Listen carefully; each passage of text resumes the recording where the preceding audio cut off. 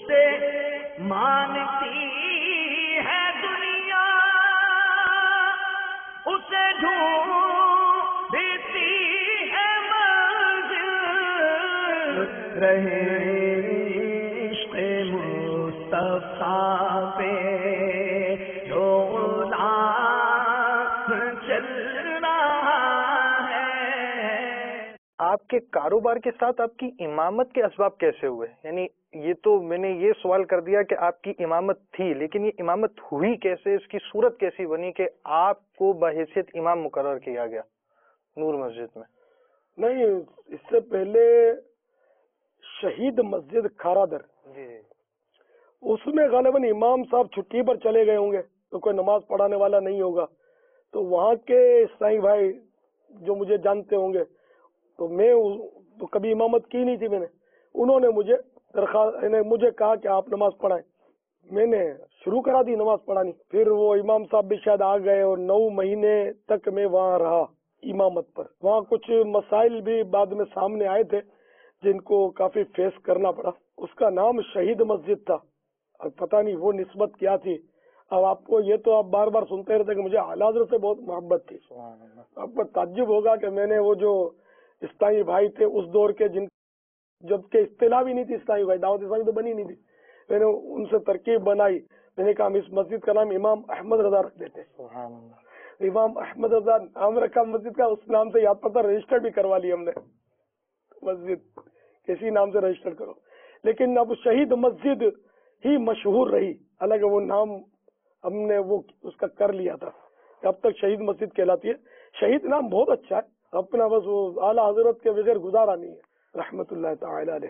تو یوں شہید مسجد میں مجھے یاد پڑتا ہے 9 مہینے میں نے امامت کی، اور پھر وہاں ایسی صورتحال پیدا ہوئی کہ میرا وہاں ٹھہرنا جو تھا وہ بہت دشوار ہو گیا، اور پھر وہاں سے میں فارغ ہو گیا۔ پھر وہ نور مسجد میں امامت کی ترکیب بنی، وہاں تقریباً میں نے 10 سال گزارے۔ اب پوزیشن یہ ہوئی کہ دعوت اسلامی اس دوران بن گئی، اب میری مصروفیات بڑھ گئی، دے چھٹیاں، ادھر بیان ادھر بیان، ادھر بیان ادھر بیان، 3 چھٹیاں ساتھ، عصر میں بیان تو ادھر مغرب میں بیان تو ادھر عشاء کے بعد بیان، تو میرا آنا جانا بہت چھٹیاں ہو گئی۔ میں نے انتظامیہ سے عرض بھی کیا کہ آپ میری نماز میں چھٹیاں ہوتی ہیں تو ان نمازوں کی آپ کٹوتی کر لیں، خیر وہ کٹوتی انہوں نے نہ کی، لیکن آخر کار حالات ایسے پیدا ہو گئے کہ چھٹیاں اس قدر بڑھ گئی کہ دعوت اسلامی تیزی سے بڑھنی شروع ہو گئی۔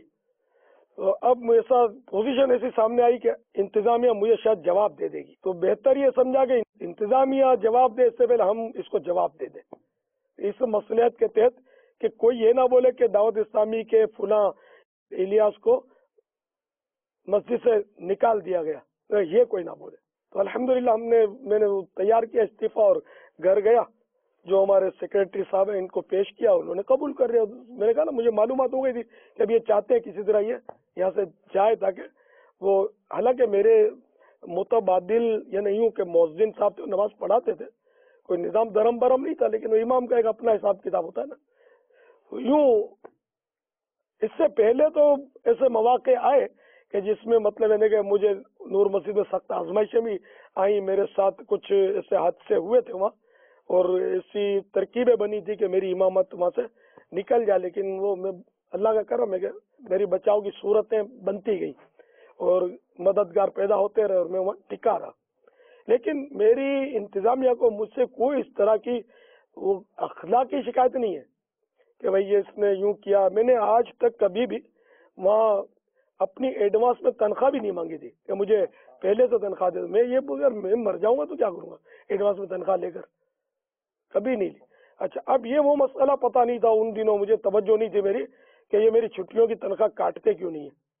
پھر بعد میں اس کا بھی شعور جب آیا تو پھر تحدیث نعمت کے لیے عرض کرتا ہوں، میں نے 10 سال جو امامت کی نا، 250 روپے سے تنخواہ چلی تھی میری، آخر تک 700 روپے رہی تنخواہ میری۔ پھر میں نے وہ سارا حساب جوڑا کہ 10 سال میں وہ 250 تو پھر 300 تو بڑھتے بڑھتے پھر 700 تک آئی، تو وہ کچھ رقم کا اندازہ لگایا 10 سال میں مجھے تنخواہیں کتنی ملی، تو بھائی اتنی ملی. پھر میں نے اس میں مزید ایڈیشن کیا کچھ کہ نہیں ہم اتنی ہو. پھر میں نے اپنی بہن سے بات کی کہ دیکھو ہم نے یہ ساری تنخواہیں مل کے کھائی ہیں, میری خواہش ہے کہ میری یہ امامت بس وہ مفت ہو جائے. 9 مہینے شہید مسجد میں بھی میں نے تنخواہ نہیں لی تھی. میں نے کہا یہ میری امامت مفت ہو جائے, کوئی اگر آپ مدد کر دیں تو میری. تو میری ریکویسٹ مان لی بڑی بہن نے. 72,000 روپے اگر ہم ان کو دے دینا تو یہ زیادہ ہی جائیں گے ہمارے. جائیں گے تو کیا گھی گرے گا تو کھچڑی میں گرے گا, مسجد کو ہی جائیں گے. تو میں نے ایک لیٹر تیار کیا کہ میں نے دعوت اسلامی کی وجہ سے بہت چھٹیاں بڑھ گئی تھیں اور میں چاہتا ہوں کہ میری امامت فری رہے اور میرے پاس کوئی مسجد کا چندے کا ایسا غیر واجبی یا ناجائز پیسہ میرے ذمہ نہ رہے, تو یہ آپ قبول فرمائیں. اور میں نے اس میں لکھ دیا تھا کہ اس کو آپ صیغہ راز میں رکھیں. اس طرح کا بھی یاد پڑتا میں نے لکھ دیا تھا شاید, یا بہرحال تو میں نے لیٹر ڈالا پیسے اس میں اور کسی صاحب بھائی کے ہاتھوں بھیج گئے. تو الحمدللہ وہ بہت خوش ہوئے اور پھر انہوں نے اس کی کاپیاں تقسیم کر دی میرے لیٹر کی وہاں پر. تو اب میں نے جب وہ بات باہر آ ہی گئی تھی تو اس لیے مطلب یہ, تو میں نے کہا کہ میں نے الحمدللہ, تو اس کا مطلب یہ ہو کہ میں نے زندگی بھر کبھی بھی گویا امامت کی تنخواہ میرے پاس نہ رہی ہے. لیکن وہ تو اگر لے لی تھی وہ تو وہی گیا, اور لینا جائز ہوتا ہے تنخواہ امام کا. لیکن اپنا بس ایک شوق تھا, جذبہ تھا. تو الحمدللہ یوں ترکیب بنی میری. 1 مہینہ میں نے اوکھائی میمن مسجد کھارادر میں بھی امامت کی ہے. امام صاحب جو قاری جلال الدین صاحب رحمۃ اللہ تعالی علیہ, ان کی آنکھوں کا آپریشن ہوا تھا تو مجھے یاد پڑتا ہے انہوں نے خود ہی میرا نام دیا تھا, الیاس کو آپ لوگ نماز پڑھانے کا بول دو. وہ یہ وہاں کے چشتی سلسلے کے بزرگ ہیں اور ان کے کافی مریدین بھی وہاں تھے کھارادر میں. تو الحمدللہ نہ وہاں کی انتظامیہ میرے سے کوئی شکایت کرتی ہے, اور نور مسجد میں 10 سال تک رہا. تو میں نے جب وہ جانے بھی لگا تو وہاں کے متولی صاحب نے مجھے یہ اس طرح کی باتیں تو کی ہیں کہ وہ فرماتے تھے کہ الیاس بھائی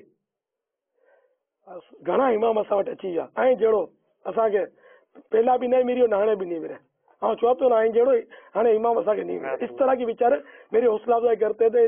इंतजामिया को मेरी जात से कोई अखलाकियात के हवाले से कभी भी मैं उम्मीद करता हूँ कि शिकायत नहीं थी, और इसके मेरे जाने के बाद भी मेरी कोई माइनस बात इन्होंने नहीं की. बल्कि फिर एक बार मैं उसी नूर मस्जिद में वो बतौर मुबल्लिग दावत इस्लामी के एक दावत इस्लामी का इलाका इज्तिमा, मैंने उस नूर मस्जिद में, अब तो काफी तोसी हो गई थी, तो मैंने उसमें बयान किया. मस्जिद भर गई, बाहर जो पब्लिक भर गई.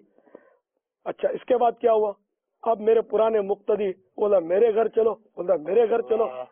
रात छोटी पड़ गई, मैं इनके घरों में घूमता रहा, रात खत्म हो गई. अल्हम्दुलिल्लाह, ये तहदीस नेमत के लिए अर्ज कर रहा हूँ. जो इमामत भी करते हैं कि वो कभी मस्जिद छोड़े भी तो इस तरह छोड़े कि मुक्तदी इनको याद करें. ये नहीं कि वो जान छूटी तो चिपक गया था, जाता नहीं था. तो मैंने कभी अपना मुकाबला नहीं किया. वहाँ मेरे पास ऐसे हालात आए.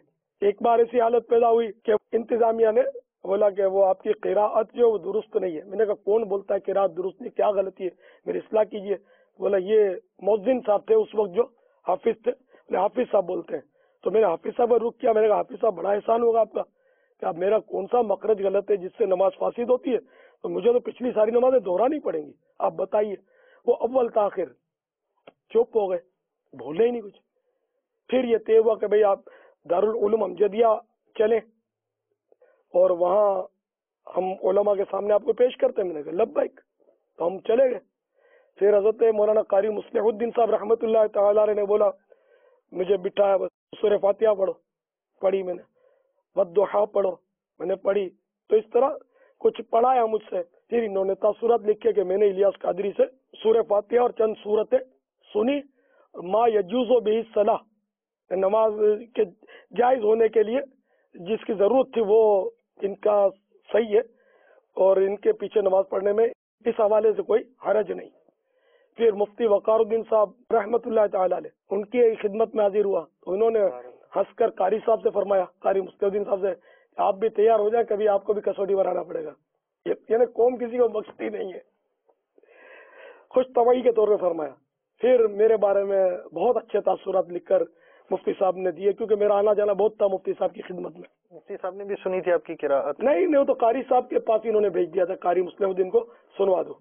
तो پھر انہوں نے تاثرات لکھے کہ یہ تو میرے پاس برسوں سے آتے جاتے ہیں، مسائل میں ان کی معلومات تو اچھے خاصے عالم کی طرح ہے وغیرہ وغیرہ، وہ لکھ کر انہوں نے وہ دے دیا. صلو علی الحبیب صلی اللہ تعالی علی محمد. اسے مانتی ہے دنیا،